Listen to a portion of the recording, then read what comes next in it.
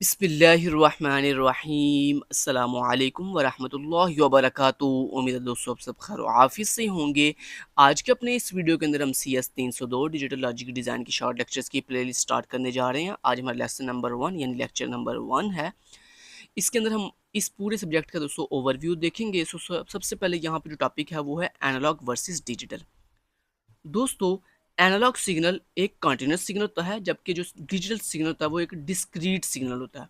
अब इन दोनों में क्या डिफरेंस है वो मैं आपको यहाँ पे डायग्राम के थ्रू बताता हूँ। दोस्तों एनालॉग सिग्नल जो है वो एक कंटीन्यूअस सिग्नल मीन बिल्कुल स्मूथली सिग्नल होता है, मतलब बिल्कुल कंटिन्यूसली, मतलब जो सीक्वेंस के साथ जो है वो इंक्रीज हो रहा होता है और सीक्वेंस के साथ ही डिक्रीज हो रहा होता है, बिल्कुल कंटिन्यूसली। ठीक है, जबकि दोस्तों जो अगर आप डिजिटल सिग्नल की बात करें तो डिजिटल सिग्नल में एकदम से चेंज आता है, मतलब या तो हाई होगा सिग्नल या लो होगा सिग्नल। इसमें मतलब दो ही वैल्यूज होती हैं डिजिटल सिग्नल के अंदर, या तो सिग्नल आपका हाई हो जाएगा एकदम से या फिर एकदम से क्या हो जाएगा, लो हो जाएगा। इसी को दोस्तों डिस्क्रीट सिग्नल कहते हैं, कि मतलब जिसमें आप हर पॉइंट के ऊपर वैल्यू फाइंड नहीं कर सकते इसकी। ठीक है, जबकि एनालॉग सिग्नल में क्या होता है कि आप हर अपने स्पेसिफिक पॉइंट के अकॉर्डिंग जो है अपने एनालॉग सिग्नल की वैल्यू जो है वो फाइंड कर सकते हो। और अगर आप डिजिटल सिग्नल की डायग्राम में देखो तो गौर से अगर आप देखो तो देखो ये देखो एकदम से वैल्यू हाई हुई, मतलब सिग्नल हाई हुआ। जैसे ही हाई हुआ तो कुछ देर के लिए वो सेम रहा है, मतलब उसी सेम वैल्यू के ऊपर वो कांस्टेंट यानी सेम रहा है। जैसे ही वो कांस्टेंट यानी सेम रहा है उसके बाद फिर क्विकली वो जो है ना एकदम से जो है क्या हो गया, हाई हो गया। फिर कुछ देर के लिए वो बिल्कुल स्मूथ है, मतलब सेम है, और फिर उसके बाद एकदम से जो है वो हाई हो गया। तो मतलब एक ऐसा सिग्नल जो टाइम के साथ साथ एकदम से मतलब या हाई हो जाए या एकदम से लो हो जाए, ऐसे सिग्नल को हम डिजिटल सिग्नल या डिस्क्रीट सिग्नल को हम डिजिटल सिग्नल भी कह सकते हैं। ठीक है, और एनालॉग सिग्नल जो है वो क्या कौन से सिग्नल होते हैं, जो बिल्कुल कंटिन्यूस सिग्नल होते हैं, मतलब जो बिल्कुल स्मूथली जो है वो या तो इंक्रीज हो रहे होते हैं और बिल्कुल स्मूथली जो है वो डिक्रीज हो रहे होते हैं। ठीक है, ऐसा नहीं है कि एकदम से मतलब इंक्रीज होगी और एकदम से डिक्रीज होगी। ठीक है, अब यहाँ पे जो टेबल आपको दिखाया जा रहा है इसमें कुछ मैंने जो है ना आपके लिए आपकी आसानी के लिए कुछ डिफरेंस पॉइंट बताए हुए हैं यहाँ पे, मतलब जो इंटरनेट से उठाए थे आपको समझने में आसानी हो जाए। तो सबसे पहला जो पॉइंट दोस्तों वो ये है, एनालॉग सिग्नल एक कंटिन्यूस सिग्नल होता है और डिजिटल सिग्नल जो है वो एक डिस्क्रीट सिग्नल होता है। दूसरा डिफरेंस जो है रिप्रेजेंटेड बाय साइन वेव्स, कि मतलब जो हमारा एनालॉग सिग्नल होता है ना इसको हम रिप्रेजेंट करने के लिए ये अपनी ये जो साइन वेव्स होती है ना इनका इस्तेमाल करते हैं। ठीक है, जबकि दोस्तों जो हमारे पास डिजिटल सिग्नल होता है उसको रिप्रेजेंट करने के लिए हम स्क्वायर वेव्स, ये इसको स्क्वायर वेव्स क्या होती हैं दोस्तों, this is a square waves. ठीक है, ये देखो, ये देखो, ये this is a square waves. ठीक है, अब यहाँ पे दोस्तों इस स्क्वायर वेव के अंदर ये देखो, ये जो बॉटम के ऊपर स्क्वायर वेव है इसका मतलब है कि आपका सिग्नल जो है वो क्या हो गया है, जीरो हो गया। और अगर अप है आपका मतलब आपका जो स्क्वायर वेव है वो अप है तो इसका मतलब है आपका जो सिग्नल है वो क्या हो गया है, वन हो गया। ठीक है, तो ये इसमें जो है वो दोनों में इसको रिप्रेजेंट करने का तरीका है। नेक्स्ट दोस्तों जो एनालॉग सिग्नल होते हैं वो क्या, उनकी एग्जांपल क्या हो सकती हैं, ह्यूमन वॉइस हो सकती है, नेचुरल साउंड हो सकती है, या analog electronics devices are a few examples जो हैं, ये एनालॉग सिग्नल की एग्जांपल्स हैं। और अगर हम डिजिटल सिग्नल की एग्जांपल देखें तो कंप्यूटर्स इसकी सबसे पहली एग्जांपल है, उसके बाद ऑप्टिकल ड्राइव्स इसकी एग्जांपल है, एंड अदर इलेक्ट्रॉनिक्स डिवाइसेस जो हैं वो इसकी एग्जांपल्स में आती है। जैसे आपका मोबाइल फ़ोन भी एक डिजिटल डिवाइस है। ठीक है, ठीक है, तो और भी बहुत सी जो है डिजिटल सिग्नल की एग्जांपल जो है वो हो सकती हैं। उसके बाद नेक्स्ट जो डिफरेंस है वो ये है, कंटिन्यूस रेंज ऑफ वैल्यूज़ और डिसकंटिन्यूस वैल्यूज़। अब इन दोनों में क्या डिफरेंस, जैसे मैंने अभी आपको स्टार्ट में बताया था कि जो एनालॉग सिग्नल होता है वो एक कंटिन्यूस जो मतलब शेप का हमल होता है, मतलब बिल्कुल स्मूथली कंटिन्यूसली, मतलब उसने या तो इंक्रीज होना या डिक्रीज होना। कोई भी मतलब उसमें ये नहीं कि कुछ देर के लिए आपका जो सिग्नल है वो स्टॉप हो गया है या कुछ देर के लिए उसकी वैल्यू जो है सेम हो गई है, ऐसा नहीं है। क्या होता है, इसने या तो इंक्रीज होना है कंटिन्यूसली और या इसने डिक्रीज होना है। जबकि जो आपका दोस्तों डिजिटल सिग्नल होता है वो कंटिन्यूसली इंक्रीज और डिक्रीज नहीं होता, एकदम से या तो उसने इंक्रीज होना या एकदम से उसने डिक्रीज हो जाना। ठीक है, इसको हम कहते हैं digital signal. Next, record sound waves as they are, मतलब एनालॉग सिग्नल के अंदर हम जो अपनी वेव्स हैं उनको रिकॉर्ड साउंड की जो वेव्स हैं उनको रिकॉर्ड्स कर सकते हैं। ठीक है, और जो डिजिटल सिग्नल है इसमें convert into a binary wave forms. जो हमारे पास डिजिटल सिग्नल होता है इसमें हम अपने जो सिग्नल्स होते हैं उनको कन्वर्ट करते हैं इनटू बाइनरी वेव फॉर्म के अंदर। ठीक है, उसके बाद only used in analog devices, जो हमारे पास एनालॉग सिग्नल होते हैं इनको हम सिर्फ और सिर्फ एनालॉग डिवाइसेस में यूज़ कर सकते हैं, जबकि जो हमारे पास डिजिटल सिग्नल होते हैं इनको हम suitable for digital electronics like computers, mobiles and more. तो मतलब जो हमारे पास डिजिटल सिग्नल होते हैं इनको हम कंप्यूटर्स के अंदर यूज़ कर सकते हैं, मोबाइल्स के अंदर और डिफरेंट डिजिटल डिवाइसेस के अंदर, इलेक्ट्रॉनिक डिवाइसेस के अंदर हम इनका इस्तेमाल कर सकते हैं। तो मुझे उम्मीद है कि इतनी डिटेल के बाद आपको जो है इंशाल्लाह एनालॉग सिग्नल और डिजिटल सिग्नल के अंदर जो डिफरेंस था वो अच्छे से क्लियर हो गया होगा। फिर भी अगर कोई कन्फ्यूजन हो इन दोनों में तो आप नीचे कमेंट बॉक्स में पूछ सकते हैं। नेक्स्ट चलते हैं दोस्तों। अब यहाँ पे दोस्तों कुछ एग्जांपल दिए हैं। अब देखो, intensity of light during the day. अब आपने ये बताना है कि ये जो एग्जांपल सर ने दी है ये एनालॉग सिग्नल की एग्जांपल है या डिजिटल सिग्नल की एग्जांपल है। तो देखें, इंटेंसिटी ऑफ लाइट, देखें जब सुबह के टाइम सूरज तुलू होता है तो क्या होता है कि वक़्त के साथ-साथ क्या होता है, आपका जो लाइट है, मतलब जो रोशनी है दिन की, वो आहिस्ते से क्या होती है, इंक्रीज़ होती है। लेकिन जैसे ही रात होना शुरू होती है, मतलब जैसे ही सूरज ग्रूब होता है तो क्या होता है, आपकी लाइट जो है वो आहिस्ते से डिक्रीज़ होती है। और ये काम बिल्कुल स्मूथली हो रहा है, कंटिन्यूअसली हो रहा है, ठीक है? तो इसका मतलब क्या हुआ, मैंने आपको अभी भी क्या बताया था कि अगर आपका जो सिग्नल है वो कंटिन्यूअस है, मतलब उसमें बिल्कुल स्मूथ चेंज हो रहा है, मतलब या तो वो इंक्रीज़ हो रहा है स्मूथली या डिक्रीज़ हो रहा है, तो दोस्तों ऐसे सिग्नल को हम एनालॉग सिग्नल कहते हैं। तो इसका मतलब ये जो एग्जांपल दी गई है intensity of light during the day, ये किसकी एग्जांपल है, एनालॉग सिग्नल की। उसके बाद rise and fall in temperature during a 24 hour period, मतलब आपके 24 आवर पीरियड के अंदर जो आपका टेम्परेचर है वो या तो राइज हो रहा होता है या फॉल हो रहा होता है। तो ये भी एक कंटिन्यूस जो है वो शेप है, तो इसमें भी क्या होगा, ये भी एनालॉग सिग्नल की जो है वो एग्जांपल है। उसके बाद velocity of a car traveling from A to B, कि मतलब एक कार है जो कि पॉइंट ए से पॉइंट बी की तरफ ट्रैवल कर रही है, उसकी जो वेलोसिटी है वो भी क्या हो रही है, बिल्कुल स्मूथली या तो इंक्रीज़ हो रही है या फिर क्या हो रही है, डिक्रीज़ होगी, मतलब अभी तो इंक्रीज़ ही होगी मतलब उसकी वेलोसिटी। तो इसको हम क्या कह सकते हैं, this is the analog signal. तो ये बेसिकली हमेशा ने कुछ जो एग्जांपल दी हैं ये एनालॉग सिग्नल की एग्जांपल है। और एक और बात दोस्तों याद रखिएगा, जो आपका ओरिजिनल सिग्नल होता है वो एक एनालॉग सिग्नल ही होता है, ठीक है? हम उस एनालॉग सिग्नल के ऊपर प्रोसेसिंग करके उसमें सैम्पलिंग्स कलेक्ट करके उसको डिजिटल में कन्वर्ट करते हैं। मेन जो हमारे सिग्नल्स होते हैं वो ओरिजिनल सिग्नल जो है वो एनालॉग सिग्नल ही होते हैं, ठीक है? तो ये भी आपने बात याद रखनी है। नेक्स्ट चलते हैं। उसके बाद ये हमें कुछ डायग्राम से समझा रहा है। देखें, जैसे यहाँ पे देखें, आपको टाइम गिवन है और इस टाइम के अकॉर्डिंग आपको टेम्परेचर गिवन है। अब देखें, with the passage of time, जैसे जैसे वक्त गुजर रहा है तो क्या हो रहा है, आपका जो टेम्परेचर है वो कंटिन्यूसली जो है वो इंक्रीज हो रहा है, इंक्रीज हो रहा है, इंक्रीज हो रहा है, इंक्रीज या डिक्रीज हो रहा है, ठीक है? तो कहने का मतलब ये देखें, बिल्कुल कंटिन्यूसली आपका ये जो सिग्नल है ये इंक्रीज और डिक्रीज हो रहा है with the passage of time. तो this is a analog signal, this is a analog signal. अब अगर दोस्तों हमने इस एनालॉग सिग्नल को डिजिटल सिग्नल में कन्वर्ट करना तो हम क्या करेंगे, उसका भी तरीका सर ने बताया। नेक्स्ट देखें, हम क्या करते हैं, फिर हम उसी एनालॉग सिग्नल के अंदर में से कुछ सैम्पल्स वैल्यूज कलेक्ट करते हैं। जैसे यहाँ पे देखिए, हमने पहली सैम्पल वैल्यू कलेक्ट की 1, फिर 2, फिर 4, फिर 7, फिर 18। जबकि देखो ये 7 और 18 के दरमियान में भी तो कुछ वैल्यूज है ना, लेकिन हमने वो सारी वैल्यूज क्यों कलेक्ट नहीं की, क्योंकि दोस्तों हमें डिजिटल सिग्नल के लिए चंद एक हम वैल्यूज एज ए सैंपल के तौर पर कलेक्ट करते हैं डिजिटल एनालॉग सिग्नल को डिजिटल सिग्नल में कन्वर्ट करने के लिए, ठीक है? तो ये बेसिकली हम ऐसा बता रहे हैं कि हमने इस कंटिन्यूस सिग्नल में से कुछ सैंपल वैल्यू जो है वो कलेक्ट कर ली हैं, ठीक है? अब इन सैंपल वैल्यूज के ऊपर हम कुछ प्रोसेसिंग करेंगे और प्रोसेसिंग करने के बाद हम उसको इन सैंपल्स को क्या कर देंगे, डिजिटल सिग्नल में कन्वर्ट कर लेंगे।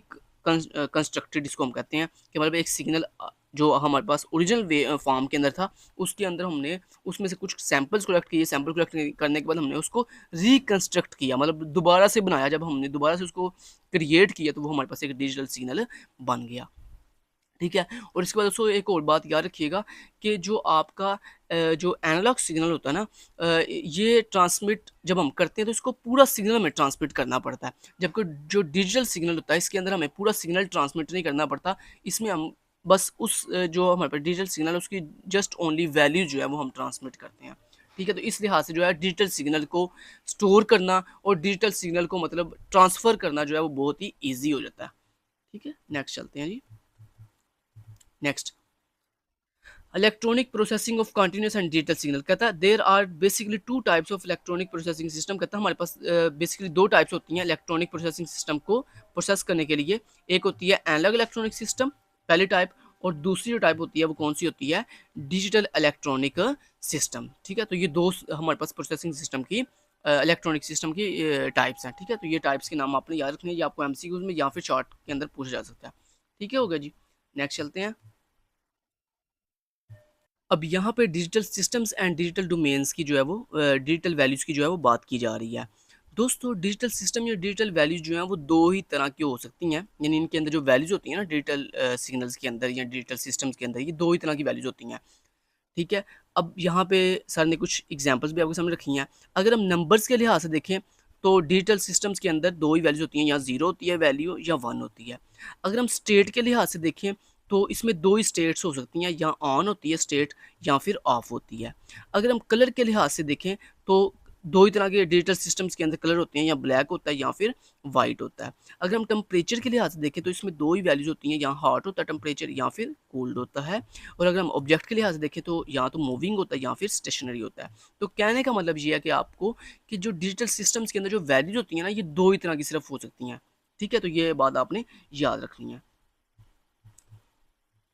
नेक्स्ट दोस्तों, अगर हम एडवांटेजेस की, डिजिटल सिग्नल के एडवांटेजेस की बात करें तो पहला एडवांटेज है storing and processing data in in the digital domain in more efficient. यानी जो आपके डिजिटल सिग्नल्स होते हैं दोस्तों, इनको स्टोर करना और इनके ऊपर प्रोसेसिंग करना बहुत ही ईजी होता है as compare to analog signal के। क्योंकि मैंने आपको अभी स्टार्ट पे बताया था कि जो एनालॉग सिग्नल होता है उसको हम ट्रांसमिट करने के लिए हमें पूरा सिग्नल ट्रांसमिट करना पड़ता है, जबकि डिजिटल सिग्नल के अंदर हमें सिर्फ उस सिग्नल की जो है जस्ट वैल्यू जो है वो ट्रांसमिट करनी पड़ती हैं। और आपको जैसे कि मैंने अभी भी बताया था बल्कि अभी ऊपर ऊपर वाले टॉपिक में हमने ये पढ़ा है कि डिजिटल सिग्नल में 2 ही तरह की वैल्यूज हो सकती हैं, वो आप किसी भी पॉइंट ऑफ व्यू से अगर देखो तो। ठीक है, तो इसलिए इनको स्टोर करना, इनके डाटा को, और इनके ऊपर प्रोसेसिंग करना बहुत ही ईजी हो जाता है। Transmission of data in the digital form is more efficient and reliable. कि हमारे पास जो डिजिटल फॉर्म होती है उसके अंदर हमारे डाटा को ट्रांसमिट करना जो है वो भी ज़्यादा एफिशिएंट एंड रिलायबल होता है as compare to analog signal के। तो ये जो आपको एडवांटेजेस मैंने हाईलाइट किए हुए हैं, ये आपने सिर्फ एडवांटेजेस याद करने हैं। आपने इनकी ये जो आगे वजाहत है ना, इसको नहीं याद करना, क्योंकि ये आप अपनी वर्डिंग में भी लिख सकते हैं। Next, detecting and correcting errors in digital data is easier. कि दोस्तों हमारे पास जो डिजिटल डाटा होता है, जो डिजिटल सिग्नल्स होते हैं, उनके अंदर हमारे एरर्स को जो है वो डिटेक्ट करना और उनको करेक्ट करना बहुत ही ईजी होता है। Data can be easily and precisely reproduce. जो हमारा डाटा होता है डिजिटल सिग्नल्स के अंदर, इनको रिप्रोड्यूस करना मतलब रिकंस्ट्रक्ट करना, दोबारा बनाना जो है वो बहुत ही ईजी होता है। ठीक है, उसके बाद digital systems are easy to design and implement. के दोस्तों हमारे पास जो डिजिटल सिस्टम्स होते हैं उनको डिज़ाइन करना और उनको इम्प्लीमेंट करना जो है बहुत ही हमारे लिए ईजी होता है। और उसके बाद सबसे लास्ट पे एक बहुत ही ज़बरदस्त एडवांटेज है डिजिटल सिस्टम्स का, वो क्या है? Digital circus occupy small space. के दोस्तों हमारे पास जो डिजिटल सर्कस होते हैं वो बहुत ही कम स्पेस लेते हैं as compare to analog signal के। एनालॉग सिग्नल ज़्यादा स्पेस दोस्तों क्यों लेते हैं? क्योंकि सॉरी, एनालॉग जो सिस्टम्स होते हैं, एनालॉग सिस्टम्स के अंदर चूँकि वैक्यूम ट्यूब्स इस्तेमाल की जाती थी प्रोसेसिंग के लिए, तो इसलिए जो एनालॉग हमारे पास सिस्टम्स होते थे पहले ज़माने में, वो बहुत ही जो है वो ज़्यादा स्पेस जो है वो ऑक्यूपाई करते थे। जबकि आजकल जो डिजिटल सर्किट्स या डिजिटल जो हमारे पास जो सिस्टम्स हैं, वो कम स्पेस क्यों लेते हैं? क्योंकि इनमें आईसीज़ या फिर लॉजिक गेट्स इस्तेमाल जो है वो किए जाते हैं, इसलिए इनका साइज़ जो है बहुत ही स्मॉल होता है। ये बहुत ही स्मॉल स्पेस जो है वो ऑक्यूपाई करते हैं। Next, information processing by the digital by a digital system. दोस्तों हमारे पास जो डिजिटल सिस्टम होता है उसके अंदर हम अपनी इंफॉर्मेशन को किस किस सूरतों में जो है वो प्रोसेस कर सकते हैं। दोस्तों आप जो है डिजिटल सिस्टम्स के अंदर नंबर्स को प्रोसेस कर सकते हो या ट्रांसमिट कर सकते हो, टेक्स्ट को, ड्राइंग्स, डायग्राम्स एंड पिक्चर्स को, और उसके बाद म्यूजिक एंड साउंड्स। मतलब हर तरह की आप जो है अपनी जो फॉर्म है डाटा की, उसको जो है वो डिजिटल सिस्टम के अंदर जो है वो क्या कर सकते हो? ट्रांसमिट भी कर सकते हो और उसको प्रोसेस भी कर सकते हो उस इंफॉर्मेशन।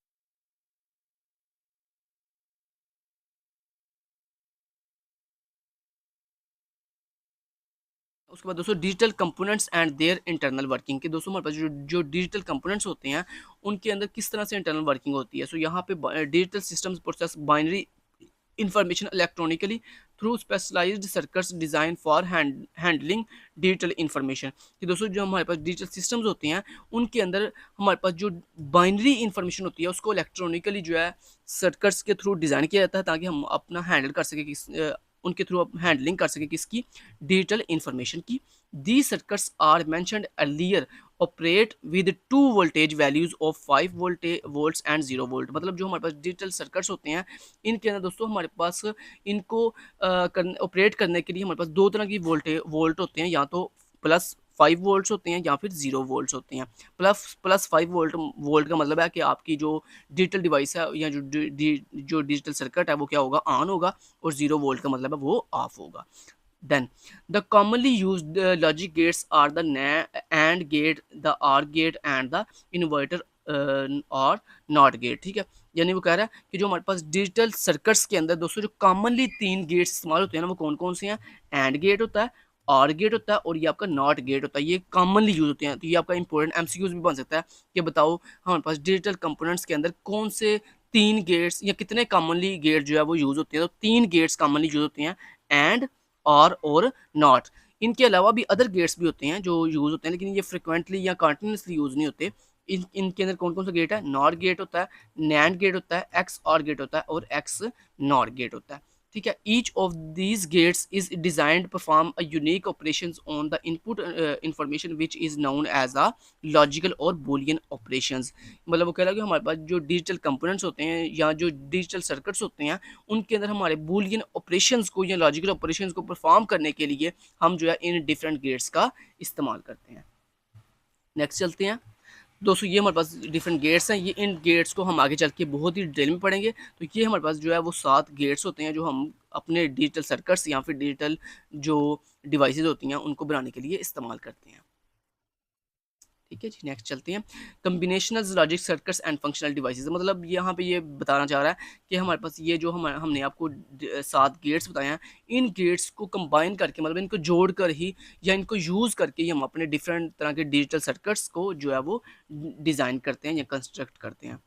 जैसे यहाँ पे देखें, आप देख सकते हैं इस डायग्राम के अंदर क्या हो रहा है, या इस सर्किट के अंदर क्या हो रहा है कि हमने डिफरेंट जो हमारे पास लॉजिक गेट्स थे, ये आप देख सकते हैं डिफरेंट लॉजिक गेट्स को कंबाइन करके हमने क्या किया, एक जो है सर्किट बनाया जो कि क्या है जी, 1 bit full adder combination circuit है। ठीक है, तो यानी आपको इस डायग्राम को बताने का मकसद आपको ये था कि आप देख सकते हैं कि हमारे पास जो डिजिटल सर्किट्स होते हैं उनमें हम डिफरेंट तरह के जो लॉजिक गेट्स हैं उनको इस्तेमाल करते हैं, उनको कंबाइन करके हम अपना सर्किट जो है वो तैयार करते हैं। उसके बाद सिक्वेंशियल लॉजिक एंड इम्प्लीमेंटेशन। ये क्या दोस्तों कहता है, many of these digital circuit generate an output that is not only dependent on the current input but also some previously saved information which is used by the digital circuits। अब दोस्तों ये sequential logic and implementation क्या होती है दोस्तों, ये ऐसे digital circuits होते हैं जिसमें हम सिर्फ डिजिटल गेट्स का इस्तेमाल नहीं करते, ये लॉजिक गेट्स का सिर्फ इस्तेमाल नहीं करते, बल्कि उन लॉजिक गेट्स के साथ साथ हम एक मेमोरी एलिमेंट भी यूज़ करते हैं। वो हम मेमोरी एलिमेंट क्यों यूज़ करते हैं?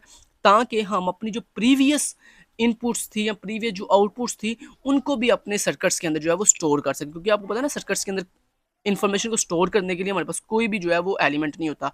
तो इसलिए हमने फिर क्या किया कि अपने जो डिजिटल सर्किट्स थे उनके अंदर अपनी इन्फॉर्मेशन को स्टोर करने के लिए हमने क्या कर दिया, वहाँ पे एक मेमोरी एलिमेंट ऐड कर दिया, जिसकी वजह से हमने अपने सर्किट को क्या नाम दे दिया, सिक्वेंशियल लॉजिक एंड इम्प्लीमेंटेशन। जिसमें क्या होता है कि आपका ये जो मेमोरी एलिमेंट है इसको ऐड करने का मकसद क्या है कि वो हमारे पास जो प्रीवियसली सेव्ड इन्फॉर्मेशन होती है ना उसको भी हम यूज़ करते हैं, यूटिलाइज करते हैं अपने सर्किट्स की आउटपुट को फाइंड करने के लिए। ठीक है, नेक्स्ट चलते हैं। कहता है digital circuits that generate a new output on the basis of some previously stored information and the new input are known as sequential circuit. तो ये इसकी होगी डेफिनेशन की सिक्वेंशियल सर्किट क्या होते हैं, ऐसे दोस्तों सर्किट्स होते हैं जिसमें हम अपनी प्रीवियसली स्टोर्ड इन्फॉर्मेशन को जो है वो यूज़ करते हुए अपनी न्यू जो आउटपुट है उसको क्या करते हैं, जनरेट करते हैं, और ऐसे सर्किट्स को हम सिक्वेंशियल सर्किट्स कहते हैं। आगे मजीद डिटेल है, ये डिटेल आप खुद भी पढ़ सकते हैं। ठीक हो गया, नेक्स्ट चलते हैं जी। मैंने ये डिटेल हाईलाइट, और ये हाईलाइटेड हैंडआउट्स इंशाल्लाह आपको मिल जाएंगे जैसे ही मिड के पेपर स्टार्ट होंगे उससे पहले आपको ये जो हाईलाइटेड हैंडआउट्स हैं ये इंशाल्लाह प्रोवाइड कर दिए जाएंगे। उसके बाद दोस्तों नेक्स्ट यहाँ पे देखें, ये जैसे एक सर्किट दिखाया जा रहा है आपको, this is a sequential circuit. अब इस सिक्वेंशियल सर्किट में देखें क्या हो रहा है, देखें यहाँ पे कम्बिनेशनल लॉजिक सर्किट्स यानी जो हमारे पास लॉजिक गेट्स हैं उनको इस्तेमाल किया जा रहा है, और साथ ही साथ देखें मेमोरी एलिमेंट भी इस्तेमाल किया जा रहा है। तो यानी ऐसा सर्किट जिसमें लॉजिक गेट्स के साथ साथ हमारे पास मेमोरी एलिमेंट भी यूज़ किया जाए तो उसे क्या कहते हैं जी, सिक्वेंशियल सर्किट कहते हैं। अब इसमें देखिए क्या हो रहा है कि हमारे पास ये जो कम्बिनेशन लॉजिक सर्किट है इसको as a input clock input मिल रही है, क्लॉक पल्स मिल रही हैं, और साथ ही साथ जो प्रीवियस स्टोर इन्फॉर्मेशन थी हमारे मेमोरी एलिमेंट के अंदर वो भी मिल रही है। अब ये हमारे पास कम्बिनेशन लॉजिक सर्किट क्या करेगा, ये आने वाली इन क्लॉक पल्स या क्लॉक इनपुट को लेगा नंबर 1 के ऊपर, और सेकंड नंबर के ऊपर हमारे पास जो प्रीवियस काउंट वैल्यू थी उसको लेगा।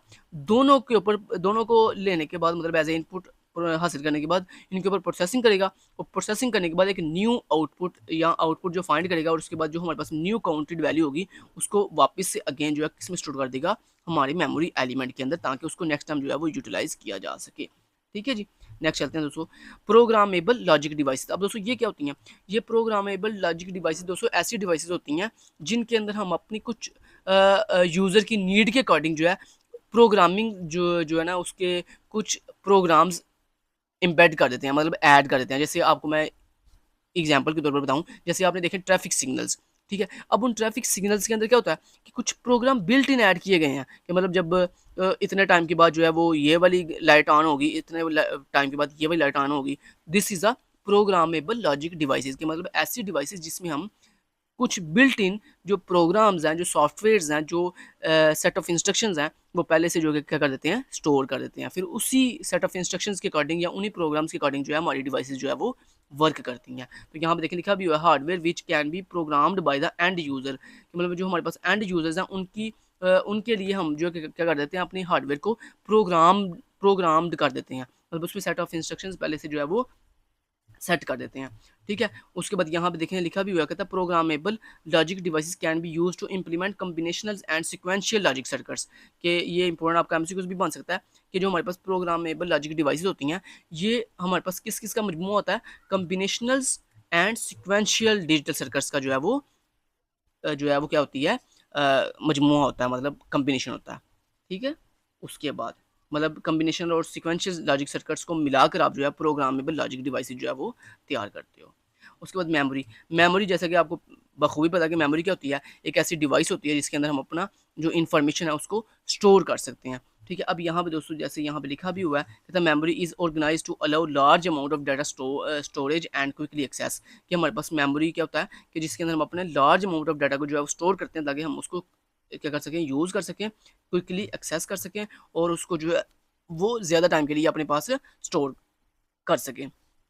अब दोस्तों बाकी आप जो डिटेल खुद भी पढ़ सकते हैं। यहाँ पे जो इंपॉर्टेंट जो बातें हैं दो वो ये हैं कि मेमोरी की दो टाइप्स होती हैं, एक होती है रोम और एक होती है रैम। रोम वो होती है रीड ओनली मेमोरी की, मतलब जिसके अंदर हम अपना डाटा जो है वो क्या करते हैं, परमानेंटली स्टोर कर सकते हैं, जबकि जो रैम होती है इसमें हम अपना रैंडम एक्सेस मेमोरी, इसके अंदर हम अपना डाटा परमानेंटली स्टोर नहीं कर सकते। इसमें जैसे ही आप अपना सिस्टम जो है शट डाउन करते हो या अपनी जो सप्लाई है उसको कट ऑफ करते हो तो आपकी जो रैम है उसमें से डाटा जो है वो सारा लॉस हो जाता है। ठीक है, रिमूव हो जाता है। उसके बाद analog to digital and digital analog conversion, दोस्तों यानी वो कहना चाह रहे हैं अब यहाँ पे दोस्तों analog to digital and digital to analog signal conversion के बारे में बताया जा रहा है। तो यहाँ पे बस एडी और डीए जो है वो यूज़ होते हैं इस मकसद के लिए। जो एडी होता है ये क्या करता है, हमारे एनालॉग सिग्नल को डिजिटल सिग्नल में कन्वर्ट करता है, और जो डीए होता है ये हमारे पास डिजिटल सिग्नल को एनालॉग सिग्नल में कन्वर्ट करता है। अब इस एडी और डीए कन्वर्टर जो है इनको हम डिफरेंट तरह की हमारी इलेक्ट्रॉनिक्स डिवाइसेज में जो है वो यूज़ करते हैं। ठीक है जी। नेक्स्ट चलते हैं। नेक्स्ट दोस्तों नंबर सिस्टम एंड कोड्स। ये नंबर सिस्टम हमारे पास जो है डिफरेंट तरह के होते हैं दोस्तों। इसमें डेसिमल नंबर सिस्टम होता है, ऑक्टल नंबर सिस्टम होता है, हेक्साडेसिमल नंबर सिस्टम होता है, बाइनरी नंबर सिस्टम होता है, कैबमैन नंबर सिस्टम होता है। अब यहाँ पे दोस्तों सबसे पहले नंबर सिस्टम की बात की जा रही है, decimal number system. Decimal number system के अंदर दोस्तों हमारे पास जो वैल्यूज होती हैं वो 0 से लेकर 9 तक होती हैं, मतलब टोटल इसमें 10 वैल्यूज होती हैं। लिहाजा जो आपका डेसिमल नंबर सिस्टम होता है इसकी बेस जो है वो 10 होती है। तो ये आपको इंपॉर्टेंट एमसीक्यूज में आ सकता है कि बताओ डेसिमल नंबर सिस्टम की बेस क्या होती है। तो इसकी बेस 10 होती है और इसमें टोटल वैल्यूज़ कितनी होती हैं, 10 होती हैं। कहाँ से लेकर कहाँ तक, 0 से लेकर 9 तक। ठीक हो गया। उसके बाद दोस्तों अगर मान लो आपको एक डेसिमल वैल्यू दी जाए और आप कहा जाए कि इसको डेसिमल में ही कन्वर्ट करो, तो आप कैसे उसको कन्वर्ट करते हो, उसके साथ सर ने यहाँ पे ना एक मेथड बताया हुआ है कि ये हम कैसे जो है डेसिमल को डेसिमल में कन्वर्ट करते हैं। तो उसके लिए कन्वर्जन तो करनी नहीं पड़ती, वैसे एक सर ने आपको तरीका बताया। तो यहाँ में मान लो दोस्तों आपके पास एक वैल्यू है, मान लो 12, आपको कहा जाता है कि ये एक डेसिमल वैल्यू है, इसको डेसिमल में ही कन्वर्ट करना है। तो आपको पता है डेसिमल वैल्यू डेसिमल है, और जब उसको डेसिमल में ही कन्वर्ट करेंगे तो 12 का 12 भी आएगा। अब ये हम कैसे प्रूव करेंगे दोस्तों, उसके लिए हम क्या करेंगे, उसके लिए ना हम क्या करते हैं कि जो हमें वैल्यू जिस नंबर सिस्टम में दी गई हो उसको हम उसी की बेस के साथ जो है वो मल्टीप्लाई कर देते हैं। जैसे यहाँ पे देखिएगा ज़रा, जैसे यहाँ पे हमें जो वैल्यू गिवन है किस नंबर सिस्टम के अंदर है, डेसिमल नंबर सिस्टम के अंदर है, तो हम इसको क्या करेंगे, इस वैल्यू को हम इसकी बेस, तो जैसे मैंने आपको अभी बताया कि डेसिमल नंबर सिस्टम की बेस होती है 10, तो हम इस वैल्यू 12 को इसी की बेस जो है 10 है उसके साथ मल्टीप्लाई करेंगे। लेकिन मल्टीप्लाई इस तरह से करते हैं दोस्तों, जो हमें वैल्यू गिवन होना उस वैल्यू के अंदर जो डिजिट्स होते हैं उन हर डिजिट को हम इंडिविजुअली मतलब अलग अलग जो है वो क्या करते हैं मल्टीप्लाई करते हैं। जैसे यहाँ पे देखो इस वैल्यू के अंदर कितने डिजिट्स हैं, 2 डिजिट्स हैं, जैसे 1 है एंड 2 है। तो हम क्या करेंगे, सबसे पहले 1 को मल्टीप्लाई करेंगे उसकी बेस 10 के साथ, फिर उसके बाद अगेन हम क्या करेंगे, नेक्स्ट हमारे पास जो डिजिट है वो 2 है, तो 2 को हम मल्टीप्लाई करेंगे उसकी बेस 10 के साथ। और दोस्तों हर डिजिट को उसकी बेस के साथ मल्टीप्लाई करने के बाद ना हम प्लस भी करते हैं, मतलब हर एक डिजिट को मल्टीप्लिकेशन के बाद हम उसको क्या करते हैं आपस में ऐड भी करते हैं। ये भी बात याद रखिएगा, मतलब पहले डिजिट को मल्टीप्लाई किया उसकी बेस के साथ, फिर उसके बाद प्लस का सिंबल गया, फिर उसके बाद सेकंड डिजिट को पकड़ा उसको उसकी बेस के साथ मल्टीप्लाई किया, फिर आगे अगर कोई डिजिट होता तो फिर आपने यहाँ पे अगेन प्लस लगाना था, फिर नेक्स्ट अगले डिजिट को जो है वो मल्टीप्लाई करना था। लेकिन यहाँ पे अब नेक्स्ट कोई भी डिजिट नहीं है तो मैं यहाँ पे स्टॉप कर दूंगा। अब दोस्तों नेक्स्ट हम क्या करेंगे, नेक्स्ट दोस्तों हम ये करते हैं कि हम राइट साइड से स्टार्ट करते हैं, और ये जो हमारे पास बेस है ना, जैसे ये देखो ये बेस 10 है, ये भी बेस है, ये भी बेस है, तो हम राइट टू लेफ्ट चलेंगे और जो बेस होगी ना उसके बाद उसके ऊपर ना 1 बाय 1 पोजीशन लगाएंगे।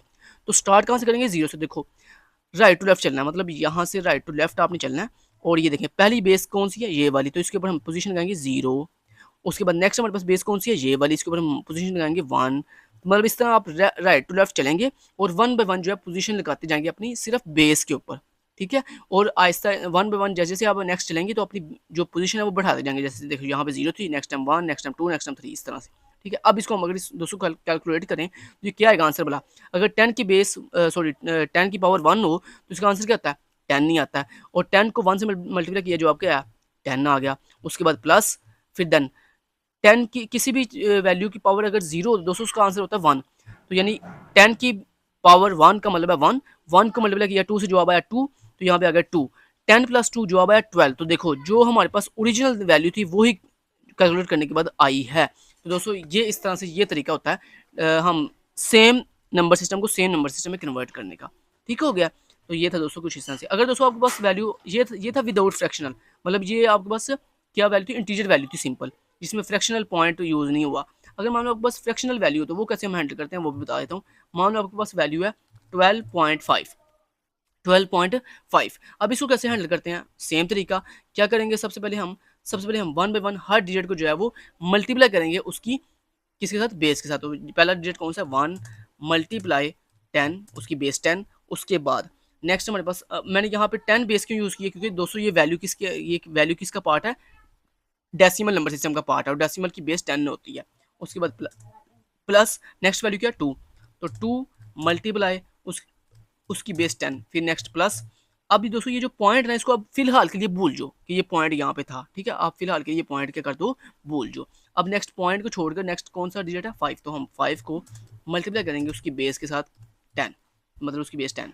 अब दोस्तों हम क्या करेंगे, जो पॉइंट से अब जरा गौर करो, जो पॉइंट से पहले वाली वैल्यूज है ना, जो पॉइंट से पहले वाली कितने डिजिट्स हैं, 2, एक 1 और एक 2। जो पॉइंट से पहले वाले डिजिट को आपने उस मल्टीप्लाई किया ना उसकी बेस के साथ, उनकी बेस के ऊपर आप जो है राइट टू लेफ्ट पोजीशन लगाओगे। मतलब हमें पॉइंट इस 5 से पहले मिला है, मतलब पॉइंट कहाँ पे है, इस 5 से पहले, यहाँ पे ऐसे, तो मतलब यहाँ पे पॉइंट इस जगह पे, ठीक है। तो हम क्या करेंगे, पॉइंट से पहले जो है सेम यही रूल कि राइट टू लेफ्ट, 0 से स्टार्ट करो, लेफ्ट तरफ जाओ, 1 बाय 1 पोजीशन लगाते जाओ बेस के ऊपर। तो यहाँ पे पॉइंट से पहले आप यहाँ पे पोजीशन शुरू करोगे 0, ये 1, यहाँ पे पोजीशन 1, ठीक है। और जो पॉइंट जहाँ पे पॉइंट है उस पॉइंट के बाद दोस्तों आप उल्टा करते हो, उल्टा कैसे, मतलब लेफ्ट टू राइट चलते हो।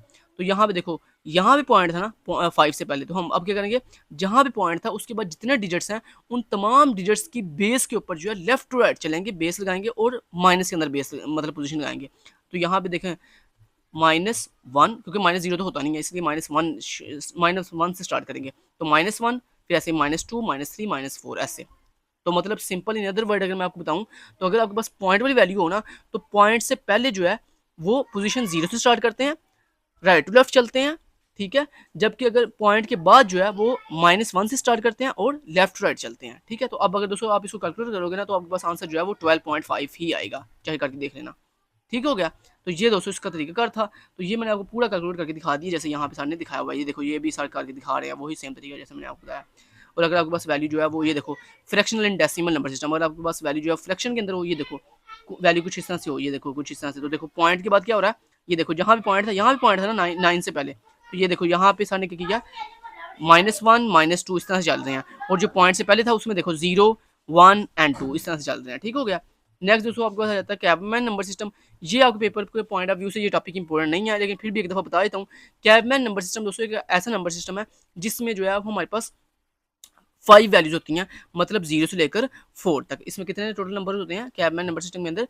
0 से लेकर 4 तक इसमें नंबर होते हैं, और इसकी जो बेस होती है वो 5 होती है। इसकी बेस क्या होती है? 5 होती है। और इसमें दोस्तों हमारे पास जो कैबमैन नंबर सिस्टम है, इसमें हमारे 5 जो नंबर्स हैं, मतलब 0 से लेकर 4 तक, उनको रिप्रेजेंट करने के लिए ना कुछ स्पेसिफिक सिंबल्स हैं। जैसे 0 को रिप्रेजेंट करने के लिए हम समेशन यूज़ करते हैं, 1 को रिप्रेजेंट करने के लिए हम ये डायमंड कह रहा हूँ, हम यूज़ करते हैं ये शेप यूज़ करते हैं, इसकी कहेंगे ट्रायंगल शेप यूज़ करते हैं। और 2 को रिप्रेजेंट करने के लिए हम ग्रेटर देन का सिंबल यूज़ करते हैं।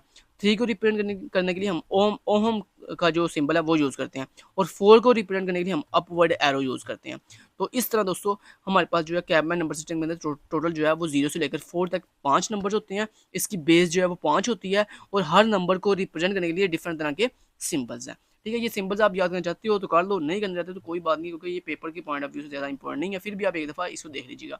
नेक्स्ट चलते हैं जी। तो ये देखो ये लिखा भी होता है cabman is using a base 5 number system. इसकी बेस जो है वो 5 होती है। ठीक है, ये आपको एमसीक्यूज में आ सकता है। नेक्स्ट दोस्तों आता है हमारे पास binary number system. Binary number system दोस्तों एक ऐसा नंबर सिस्टम होता है जिसमें हैविंग ओनली 2 नंबर्स 1 0 एंड 1, मतलब इसके पास 2 ही नंबर्स होते हैं, एक 0 और एक 1। और इसकी जो बेस होती है दोस्तों वो क्या होती है? 2 होती है। 2 क्यों?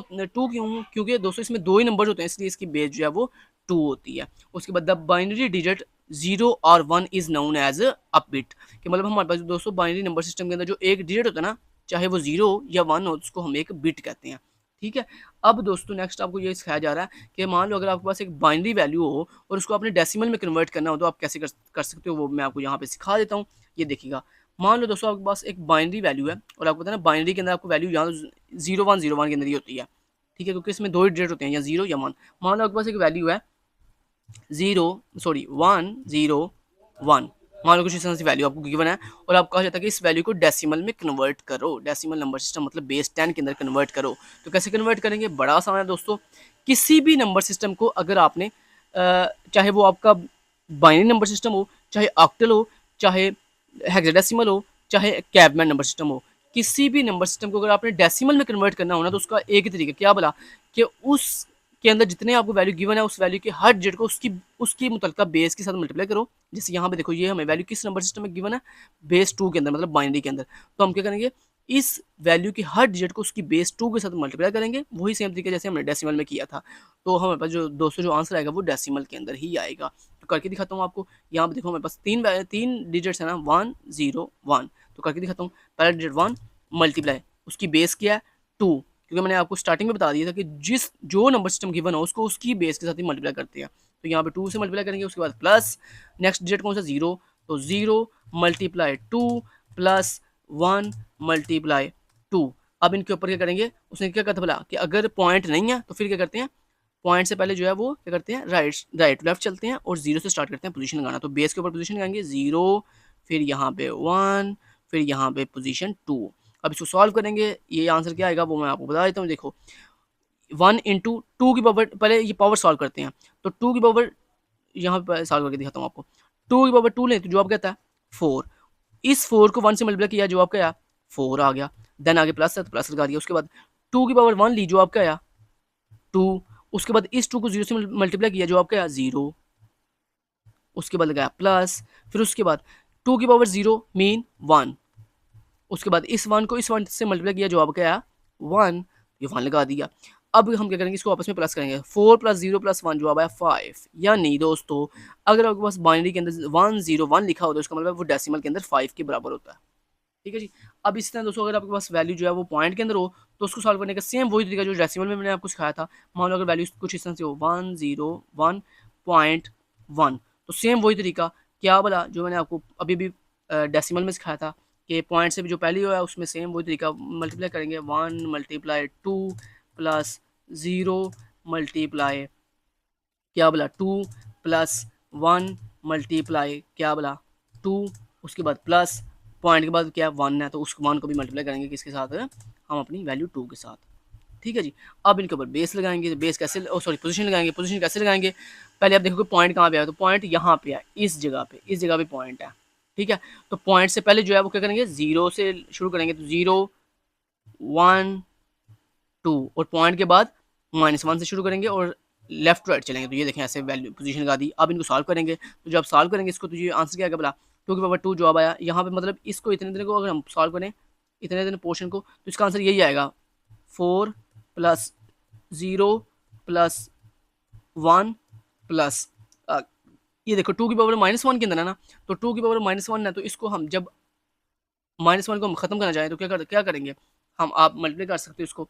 तो आप एक काम कर सकते हो दोस्तों, अगर किसी चीज़ की पावर माइनस के अंदर हो, तो आप उसको अगर बटे में ले आओ, मतलब डिवाइड के अंदर ले आओ, तो वो प्लस में हो जाती है। तो मतलब आप इसको ऐसे लिख सकते हो, 1 × 1/2, और 1/2 का मतलब क्या, 0.5, 0.5 को मल्टीप्लाई करेंगे 1 से, क्या जवाब आएगा, 0.5 को 1 से मल्टीप्लाई करें तो जवाब मेरे ख्याल से क्या आता है, एक मिनट, मुझे खुद नहीं पता, देख लेते हैं कैलकुलेटर।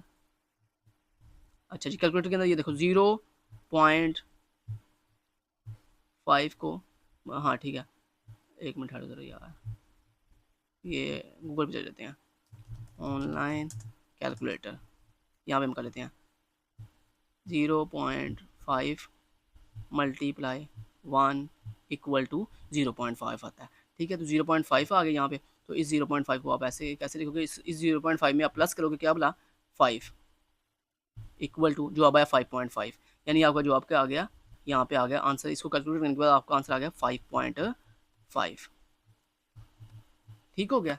तो ये दोस्तों आपको फाइनल आंसर आ गया। तो उम्मीद करता हूँ आपको समझ आई होगी सारी। तो बाइनरी के अंदर मैंने आपको सिंपल बाइनरी भी कन्वर्ट करना सिखा दिया, बाइनरी को डेसिमल के अंदर, और फ्रैक्शनल के अंदर भी अगर आपको गिवन हो तो वो भी मैंने आपको कन्वर्ट करना सिखा दिया है। Thank you so much, till then guys, take care, अल्लाह हाफिज़।